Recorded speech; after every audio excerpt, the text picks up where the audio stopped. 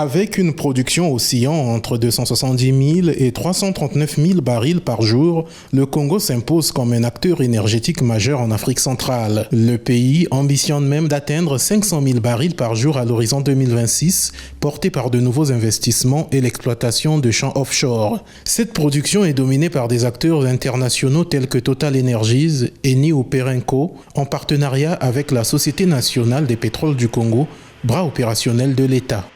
En effet, alors qu'en début d'année, l'environnement semblait relativement maîtrisé, avec des anticipations d'offres plutôt confortables, une demande mondiale jugée globalement résiliente, en l'espace de quelques semaines, on pourrait dire de quelques jours, de contexte international politico-militaire, s'il faut le qualifier, ainsi s'est durci sous l'effet des tensions géopolitiques majeures, notamment au Moyen-Orient, faisant réapparaître avec force la question de la sécurité des approvisionnements énergétiques.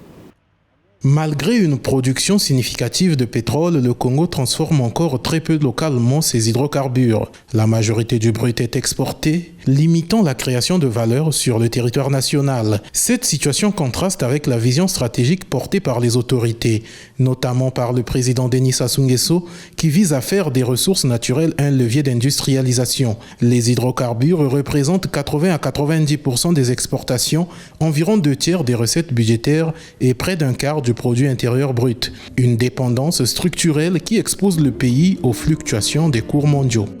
Partout dans le monde, en effet, les nations prennent conscience qu'il n'y a pas de véritable indépendance politique sans une véritable sécurité énergétique de qualité. Il n'y a pas non plus de croissance durable sans un approvisionnement énergétique garanti. Il n'y a enfin pas de souveraineté économique sans maîtrise de ses ressources stratégiques. Pour la République du Congo, cela signifie que nous devons continuer à avancer avec méthode et détermination, en vue entre autres de consolider la production pétrolière.